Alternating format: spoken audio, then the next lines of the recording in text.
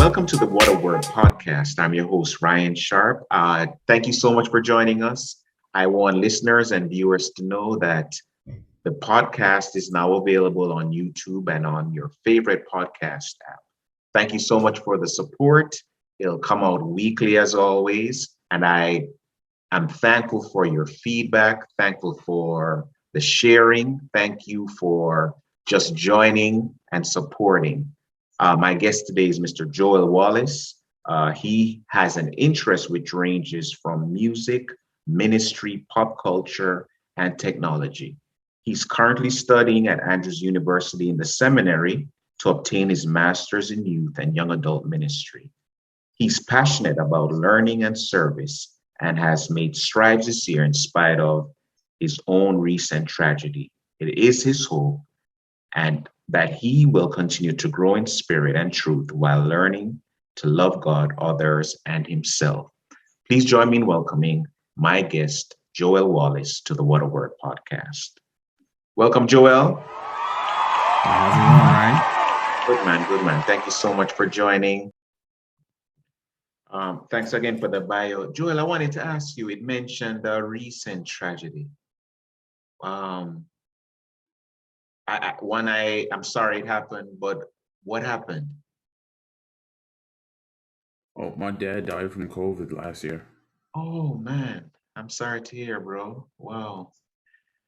Yeah, wow. Man, we lost so many people, man. Jeez. Yeah, yikes. Your dad was in the city, New York? Yeah, in Brooklyn. Brooklyn, okay. Wow. Do you know my mom? I believe so. Now, is your mom the lady that manages that singing group those are your sisters? Yes. Those sisters are my sisters. They're your sisters. Okay. Yeah.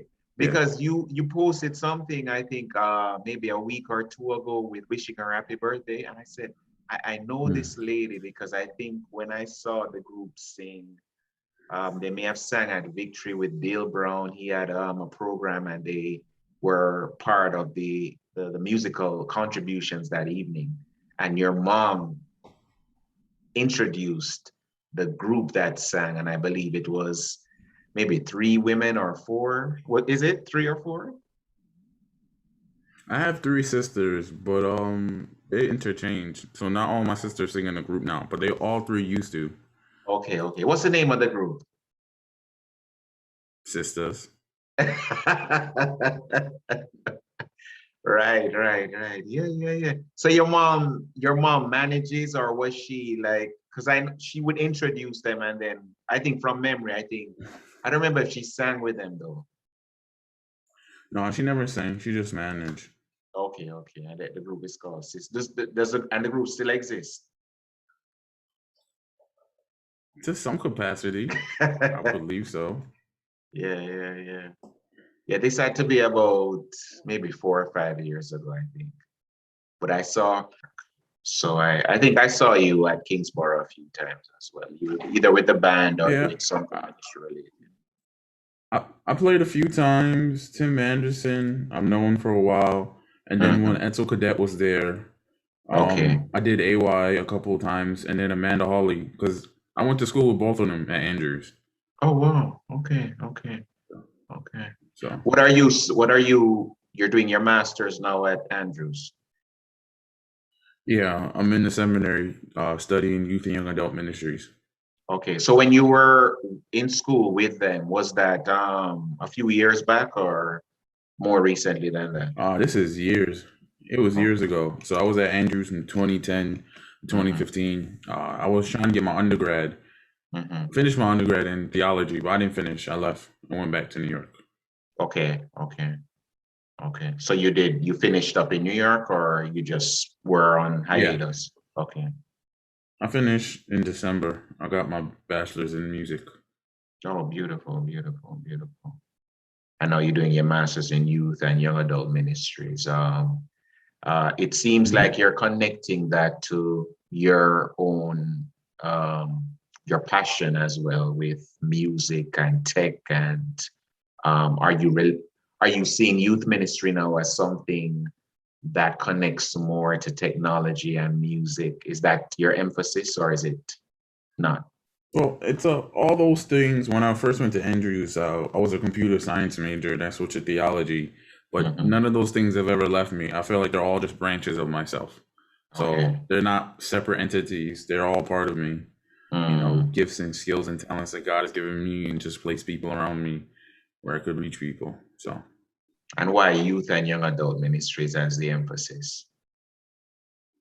well, I'll be honest. I don't care to be a senior pastor, and Mm-hmm. I have a passion for young people, and Okay.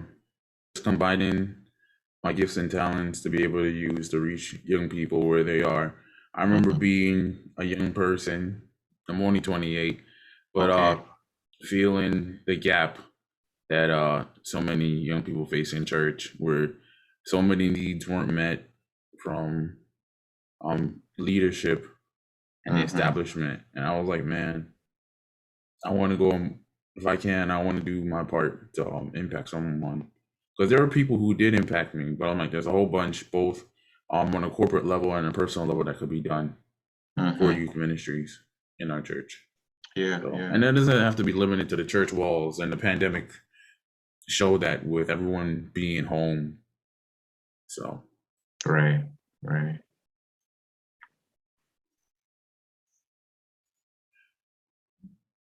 How much longer do you have to go in terms of study? I'll be done in August. Okay. So I And got the here plan in is to come back to January, New and York or wherever you're placed. my mom wants me to. She's like, Mm-hmm. Northeastern is your home. You should come back home. Mm-hmm. But you Mm-hmm. never know where God's gonna lead you. So Right, the right. possibilities are endless. The church is worldwide. So Mm-hmm. I could stay here in Michigan, or I could go across the planet. So we shall see whenever that door opens. Right, right. And you give guitar lessons. I do. Well, Mm. I actually made a post just what 30 minutes ago on social media that Mm-hmm. that even though I've been playing guitar for so many years, and I still face issues feeling I'm not good enough, and I've always hesitated giving lessons. But someone you talked to recently, Joanna, she's been very encouraging to get out my comfort zone. So even though I have the skills and I have a whole degree behind Mm-hmm. me, I was still hesitating to let myself be vulnerable in that capacity. But it's a work in progress. So Yeah. yeah, I do. But not And you just do. guitar. I will only teach people music Mm-hmm. theory, songwriting, composing, transcribing, all the things I Mm-hmm. learned both in and out of the classroom. Oh, that's awesome, man. I think the question listeners will definitely want you to answer is how did you survive the early stages of guitar lessons when most people get calluses on their fingers? How did you Oh, survive that that's a season? really good. That is a stumbling block. That is a bridge Mm-hmm. that many people don't like to cross because it is uncomfortable. You're placing your fingers, extension of the fingertips, Mm-hmm. on a hard wooden surface on top of metal strings.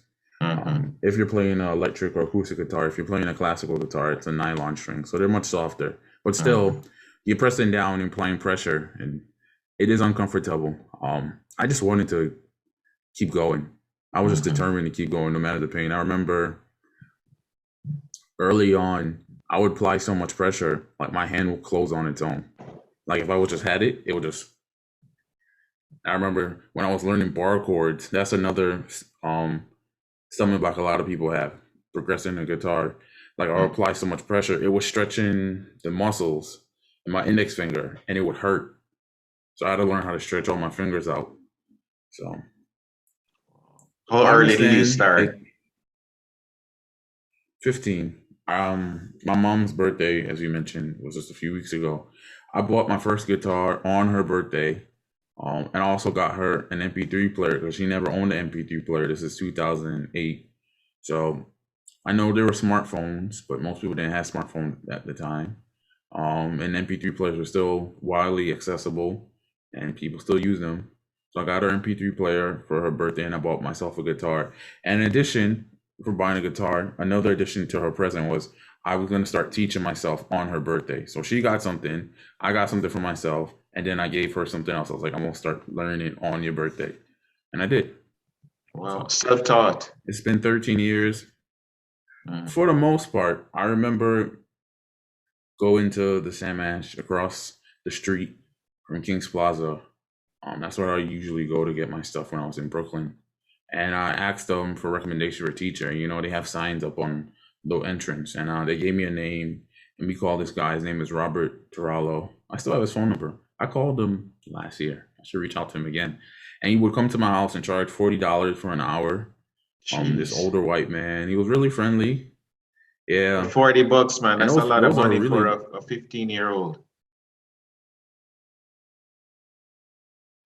yeah. My parents paid for. I never paid for any lessons, but they were invested. Yeah, yeah. And the skill level that he was playing on, he could have charged more, especially coming to people's houses. But he was nice. He gave Mm-hmm, me homework. And I remember I was just so excited every day. I would go look up guitar videos on YouTube and I would try them out. mm-hmm. And I was just so passionate. That was basically 2008 all the way until I came to Andrews the first time in 2010. And then my Mm-hmm. self-confidence took a giant leap, Mm-hmm. nosedive. And just I have no issue sharing the story. I don't have no issue being vulnerable or transparent. So if you want to ask me anything, you can. Mm-hmm. Um, just when I got here to Andrew the first time, like I wanted to get involved, and I was too overeager, and my self confidence like took a nosedive. And I saw all my classmates and friends who came here at the same time; they were progressing. And then for the first time, I started believing that I couldn't do it. Like before then, I was like, I could do it. I want to do it. I could do it.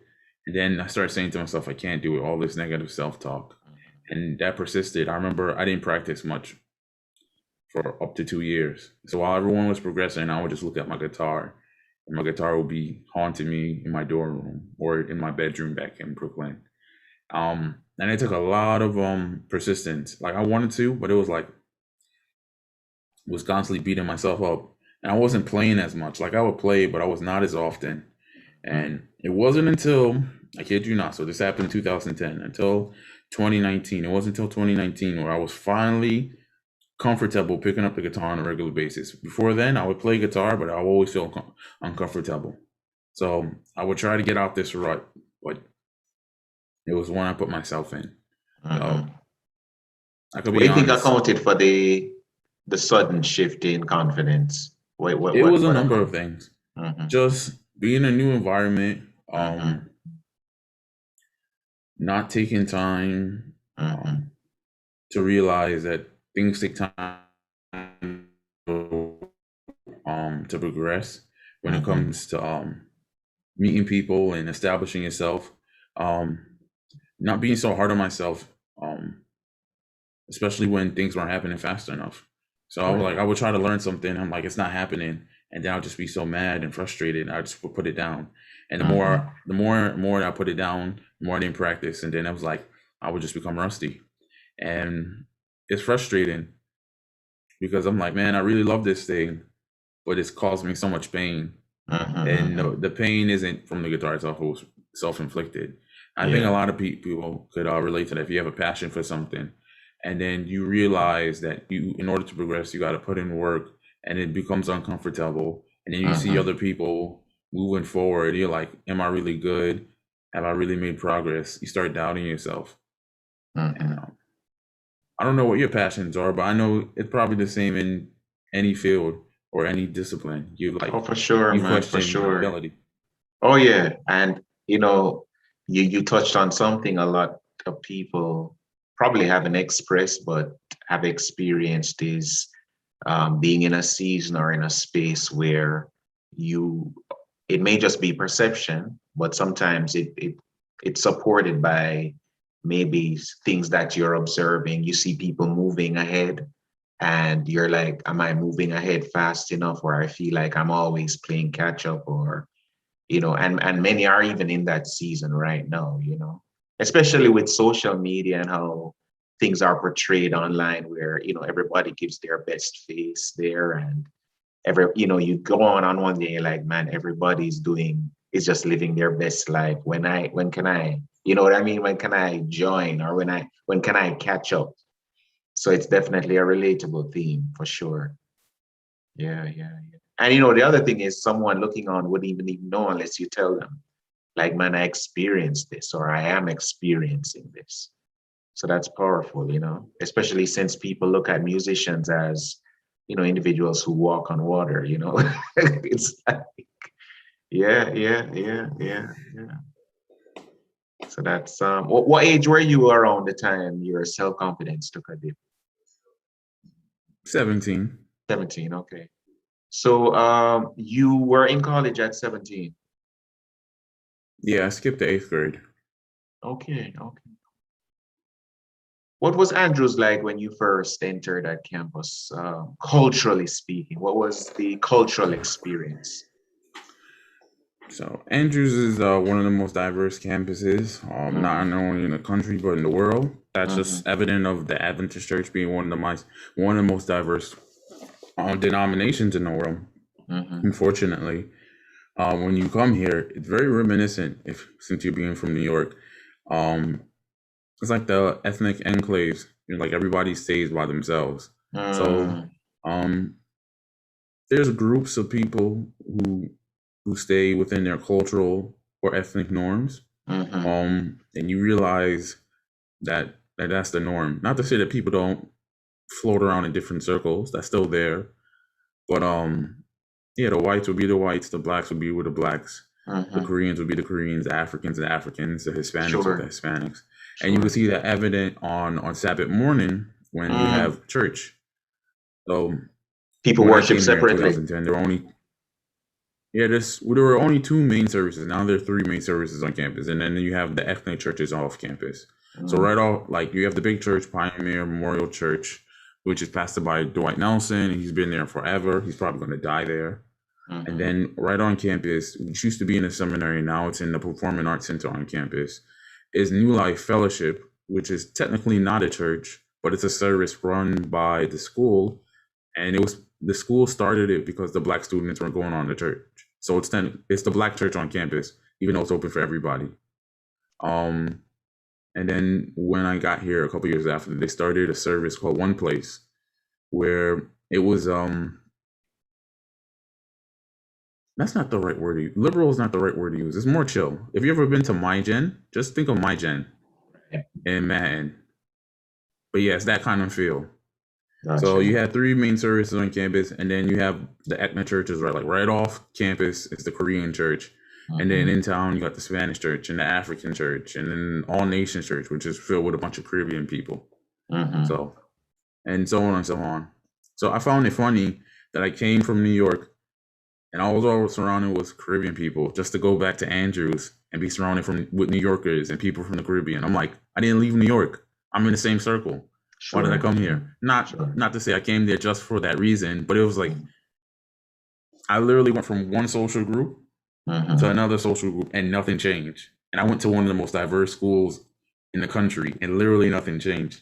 But I Sure. guess it makes sense. People want to be comfortable, and I guess in part Mm-hmm. I want to be comfortable. So you travel with people who already like you, so you already have Right. similar experiences. Even though everybody's Adventist, that's another thing. Uh, you come into Andrews, you realize there are different flavors of Adventism, Mm. and you think the Adventism that you experience is the only one or the right one, and then you come to Andrews and you realize everyone doesn't keep the Sabbath the same way, or everyone doesn't dress the same.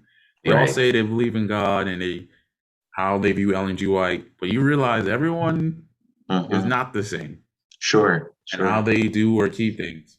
Mm-hmm. Mm-hmm. Some more conservative with their beliefs, some more liberal. So you saw a whole plethora of things.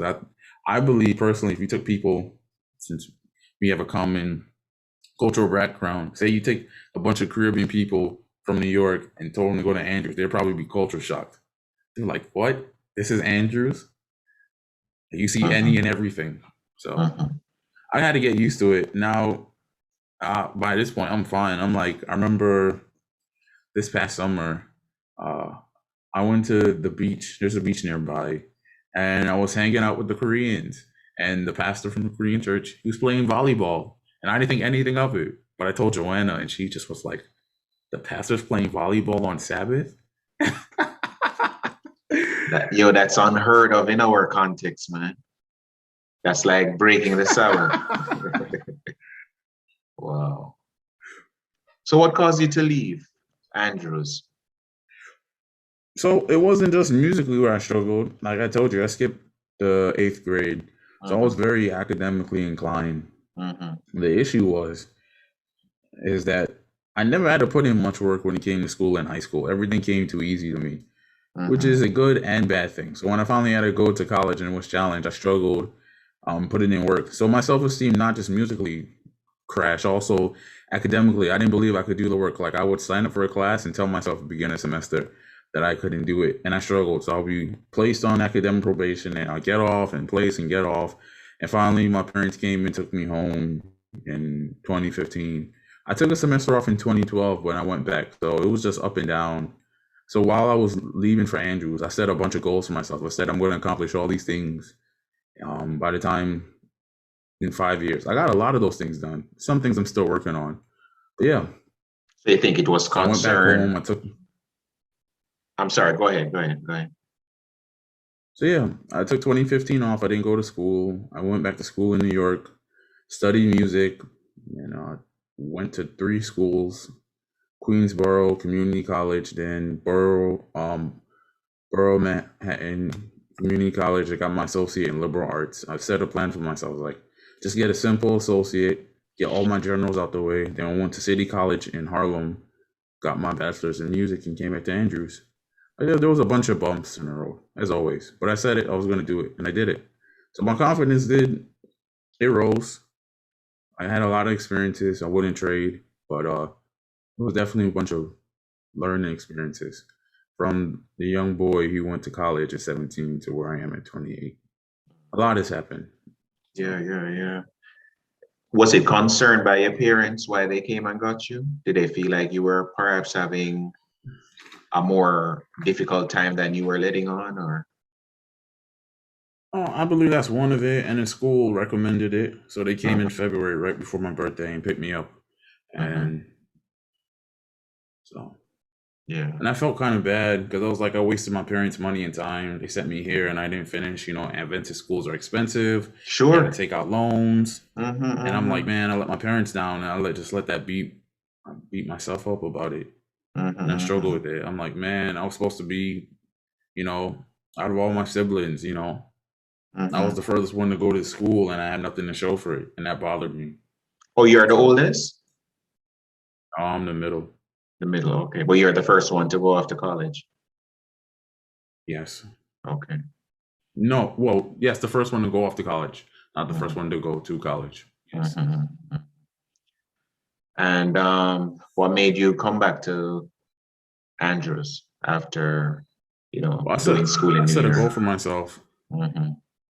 that I was going to come back. So I set that late 2014 that I was going Mm-hmm. to come back here. And finish off. Okay. So All right. Um, and Dad, obviously, you know, this loss is great, man. Could you tell us, what Dad means to you, and um, how do you see yourself maybe continuing the legacy? So my dad, he went into the hospital on a Friday, Mm-hmm. in late March. This is right when the pandemic started, and everyone was quarantined. Sure. And he never came back home. Mm-hmm. So he was in the hospital for about 6 weeks. Mm-hmm. He had people praying for him, and he was sending out messages. But it got so bad they put him in a induced coma. And he died on a Friday. So, so it's been over a year. It's been sad. Um, my mom, she renovated the whole house, and my room was one of the first rooms to get renovated, and it was just a tough process to deal with. But I told myself in June, so he died in May, and told in June that I was gonna just keep going, keep progressing. Um, I did a whole bunch of covers in my bedroom last year. I know that may have not been the wisest decisions, but I had people come to my bedroom and sing, and I did 67 from July to January. Oh, Uh, 67 initially, covers. I wanted to do Wow. 50, but I just kept going.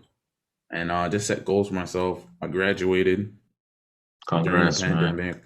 Hmm. I got accepted to Andrews, and I came Hmm. back here. But then just dealing, being away from home and the loneliness, and it could be cold. Well, it is cold here in Bering Springs, Michigan. Hmm. Just dealing with that. I started going to counseling here. Um, Mm. but they offer free counseling on Right. campus. Sure. Just dealing with the after effects. Hmm. Um, just processing what does it mean to be a man, and Hmm. learning lessons from not just experience with my father, from a whole. I started a devotional thought series in 2019, Hmm. and I was continuing in 2020. Then my dad died, and then I reformatted it, and I started talking about life lessons that he taught me. And people really liked it. I stopped it because I felt like, one, I was running out of things to share that I Hmm. felt that was necessary to share, and two, I wanted to move on to something else. But just all the lessons, the good and the bad. Hmm. Those are things that I could not just keep for myself, but also share for others. Because not only did my father make an impact for me, but he also made an impact for others. And the lessons that I've learned will also be things that people can appreciate. So, for example, my dad, like I said, we all went to Shiloh. But at this point, I stopped going to Shiloh. I was going to New Dimension by Hmm. myself, another Hmm. church. But my dad was there. He was always helpful. He was a deacon. He picked up the seniors every Sabbath morning. He would teach Sabbath school for the young people. He would usher. He would serve lunch to the seniors, and he would drop them home. I remember a couple of times he would take me over with him to go do chores for the seniors. Hmm. So, and he Wow. would give driving lessons to the people at church. So he always went above and beyond. So I had those examples, what it Yeah. means to, of ministry. Hmm. It's awesome, man. What a legacy. And you are no doubt carrying that on now through your service as well. Now the devotionals, were these devotionals writings or were they songs? Were they the series No, there was video. So I would do. videos? Okay. I attempted to do a video, Mhm. one a week. It's on Instagram and Facebook. I know I need to upload everything on YouTube so it could be Mhm. easily accessed. But Mhm. yeah, I would Mhm. just, like I said, I was just very vulnerable, and transparent. Just me, my phone, just Mhm. sharing away. And people liked it. There was a lot of things I learned, a lot of growth, a lot of vulnerability and transparency. I Mhm. do I do think about it. I was like, it's a lesson learned. I didn't really properly monetize or Mhm. promote myself as I should. Yeah. Like not creating a YouTube channel for that stuff, or while Mhm. the momentum was hot, or Mhm. monetizing it some way. Mhm. Um, But you were Either doing with it from your sponsors heart, or selling so merchandise. Just yeah. doing it. So Yeah. Yeah. Yeah. Yeah. What do you think accounted for your mom's renovating the home? Is it just to restart or just to I would assume so. She touched every room. every room? Every room in the house was touched. Every Wow. single room. Mm. Even the backyard. The backyard was never touched when they bought the house. And she Hmm. renovated the whole thing. Part of her healing, I So every imagine. day, yeah. Hmm. Mm. So every day she had people in the house working on something, whether it be the plumbing, whether it Yeah. be electrical work, what about putting tiles, what about fixing the backyard, every single day. So Were your parents retired? no, my parents are both we're both engineers. Hmm. So Hmm. Now, I had the opportunity just today to listen to an item of music you have streaming called Butterflies. I believe that's you because it's the same name. The guy sounds like you. He plays the guitar. When did Butterflies come about? oh boy, that's an interesting story. Okay. So we gotta go back to 2019.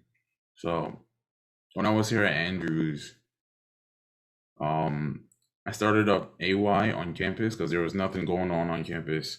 in the afternoons. They used to have outreach. They would go to the community and service, but outside of that, nothing else happened on campus. And I had a whole team around with me. Um, and I reached out to a couple of those guys a Friday night just to see how they're doing. And there was one person from the team who stayed back. We connected, and then I started talking to her just about every night. And just make a long story short, I did something nice for her birthday. So she liked the songs that I wrote, so I wrote her that song for her birthday.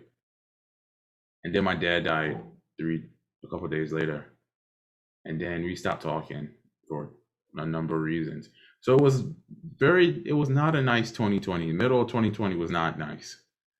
It was annoying. But I told myself, I was like, all right, this girl is not here. Cool. I'm gonna make money off of this song because it's a nice song. So I put on. Actually, we could actually bring her up now because we haven't yet. Yeah. Joanna Smith. Wow. She's not the girl, but she's no. Joanna won't let me write. She told me she won't let me write a song about her. She told me, okay, she's right. Yeah. I got to be honest. So during the pandemic, well, it's all right. I already told this story. So during the pandemic, everybody's home, right? So my dad's in the hospital. I had issues with that one girl. So I was like, you know what? Forget it. Everybody's home. I'm just going to start messaging all these girls and try to video call them and sing to them. And I did. I will be serenading them. And my sister will be laughing. She's like, why are you doing all these free concerts for these girls? We should be charging them. And I wrote a couple of songs and I was doing my thing. And Joanna told me she doesn't want a song because he wrote all these songs for these other girls and they all left. And she's not trying to leave. So anyway, yeah, she encouraged me to put that song out. And I made a t-shirt and I've been selling. I haven't had a sale in a couple of months, but I have a couple of t-shirts out. And Joanna bought one. We even did a photo shoot and we're wearing matching t-shirts. But yeah, like I said, it's a really nice song. I can't believe I actually put out a song with me singing on it. If you asked me that 5 or 6 years ago, I would have told you no. But I did it. It's me singing and playing. And I did some of the mixing. Like I did. It's crazy. But here we go. I did it. So just continue to get out my comfort zone. And yeah, I didn't think I would be ever singing an R&B song about a girl who I don't talk to anymore. Awesome. It's a lovely song, man. Lovely. It was never supposed to be made public, but it's fine. Yeah. Now so that's a nice story, man. And I'm sure because the theme is not tied to when it was written, that whoever wants to accept it as that's intentional. That was very intentional. I said if this ever goes south, there's no direct reference to anybody in this song. So yes. So Joel, I'm gonna ask you, you're doing now your master's in youth and young adult ministry. Very important area of study in light of all that's happening in terms of youth retention, youth involvement. Wherever you go, that's a challenge for most churches.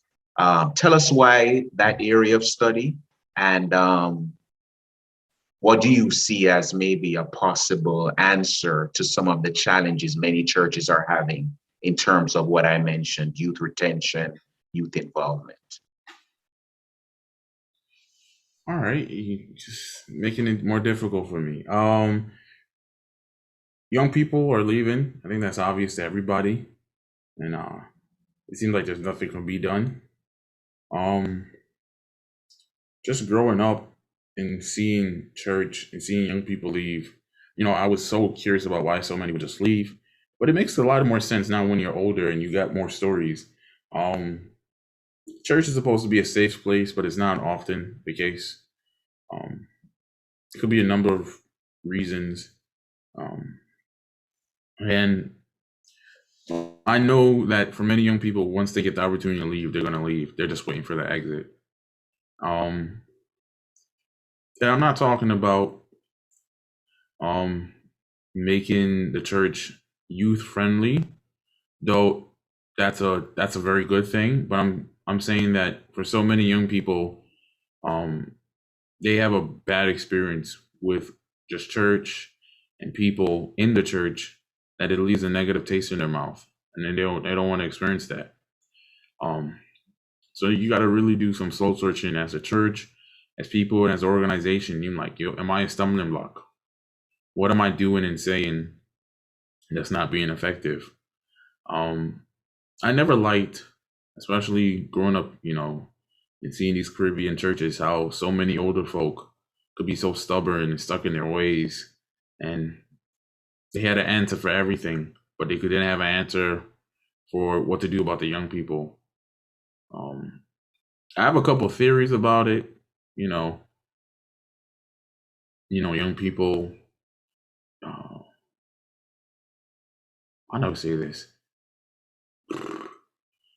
They see young people um as, I don't want to say that word, but yes, when you have issues in your own life, right? You're not properly addressing them. It's very easy to go channel that energy out to someone or something else. And I feel like for a lot of adults, especially those in position in church, just talking about the local context, because they've never dealt with things, the trauma they experience, or the issues in their home or at work. I feel like when it comes to church, tying in to whatever traditions they learned from back home or from when they were younger, I feel like there's this power vacuum where I have to control everything and anything because I don't have control elsewhere in my life. So I'm like, you better not wear jewelry, or you better not wear pants if you're a girl, or if you get pregnant, we're gonna kick you out the church, or you better not listen to that music. It's like you put the young people in a box where it's so restrictive that you're like, you don't even care to hear what their voice has to say about certain things. Like, where's the spirit of encouragement for so many people? And it's sad because it's like, you think the church will be an awesome training ground, but you just want people. Do you want people to be like Christ, or do you just want them to be replicas of you? And if people were honest, most of them are not, they would rather have them be replicas of them. And like I said, you could go down this rabbit hole. So you would think that the church wouldn't be surprised because they are the one self-inflicting this exodus, but they are. They're like, we're other young people, but they're the same ones who are driving young people away. So it could be very abusive. And this pandemic even made this more clear. They're like, yo, there are people who are never coming back, no matter what you say or do, because they got their exit, and they got a really big exit. So the church has to be honest, both the local church and the church at large, about how they want to go forward, because you just can't do things the same as they were. So That's powerful, man. yay. Powerful, and it's control of the most vulnerable too. I think you've hit it on the head. Joel, please tell listeners where they can follow your journey. So I got a whole bunch of social media accounts. So I'm on Facebook. I have a personal account. You can find it as Joel Wallace. I'm on Instagram. I have 3 accounts, but I'll just give you 2 right now. So you can find me at Instagram at JSWallace242. So JSWALLACE 242. And then I finally did, after years of delaying it, finally started a separate account for my devotional thought series, um, called Storied Lessons. I know we didn't talk about it, but I've always had a passion for pop culture. So right now I'm doing this for myself, but also for class, but really for myself, where I'm looking at pop culture and I'm looking for spiritual lessons within pop culture. So I personally believe that God is the author of truth, and He's the only one who can create truth. So when someone shares truth, they are sharing the truth that God created, even if they're not acknowledging Him. That's not my issue or focus. My issue is my focus is, I'm like, I could see a similar truth, and I could tie that in with something I learned from the Bible or my own life, and that could be used as a witnessing tool. So for example, I really like, even though I'm 28, I still like watching cartoons and anime. So I've done every week I do a different series. So I've done Pokemon and Dragon Ball Z. Um, I've done a couple of cartoons. I'm doing Avatar: The Last Airbender this week. Yeah, you can find me at Storied Lessons. So STORIED Lessons at LESSONS at Instagram and TikTok. I'm following you on TikTok and also to go out. But yeah, continue to get my comfort zone, trying to make better content every week and every year, buying new lights, getting new setups, how to set my video, watching tutorials on YouTube. And if you want to find my song Butterflies, it's all over social, not just social media, but also on streaming platforms. So Butterflies. I will make one caveat. There is an explicit warning on the song, but there's actually no curse on it. That was a mistake on me. So when I was adding the song on CD Baby, you have an option to put explicit or not, and I didn't check no, and now I can't change it. But there's no cursing. It's 2 minutes, me singing very sweetly. That's my fault. But yeah. And my website, joelswallace.com. So JOELSWALLACE.com. It's still in work in progress. I'm updating it because of all these things I've been working on this year and last year. So I got a whole bunch of information to share on it. But yes. Awesome, man. Awesome. Joel, thank you so much, man. You gave us a lot of nuggets. And, my prayer is that what you've shared will connect with someone else similarly situated who have the same challenges. You've given us a lot to ponder. Thank you for all that you do. I'll put your information in the notes. Just an added thing as well, Joel also does virtual, I imagine, virtual guitar lessons if anyone is interested. He has a ministry that is growing, and we can access his work online. And I'll put the postings in the notes as well. Thank you so much for joining me as a guest on the Waterwork podcast. Not a problem. Thank you for having me. You're most welcome. You're most welcome. And I'll probably close out with Butterflies or insert it at some point in the in the episode as well. Thank you, bro. Blessings to you. And we'll keep in touch. Proud of you and all you've accomplished, and my continued prayers of comfort to you and your family. All right. Thank you so much for having me. Like I said, I actually didn't say it. Joanna speaks highly of you and your wife all the time. So I was glad I got to actually talk to you. We're so honored. Thank you, man, bro. We'll keep in touch. All right. And the leaves and the flowers too, while they come out to bloom. Oh, it's springtime. Oh, yeah, it's springtime. Let's go outside. Let me show this to you. You give me butterflies in the garden of my soul. So much beauty to behold. May you feel special on this day, 'cause you're special every day. And I got so much more to say. See your eyes, how they shine, just like stars do. I get lost in those pools. And your smile, oh yeah, your smile, sweetest of nectar. It just melts me away. You give me butterflies in the garden of my soul. So much beauty to behold. May you feel special on this day, 'cause you're special every day. And I got so much more to say. See your hands, how they plan. So much beauty, oh girl, you're a work of art. And your heart, oh yeah, sweetheart, oh how you love me. This is only the start. You give me butterflies in the garden of my soul. So much beauty to behold. May you feel special on this day, 'cause you're special every day. And I got so much more to to say.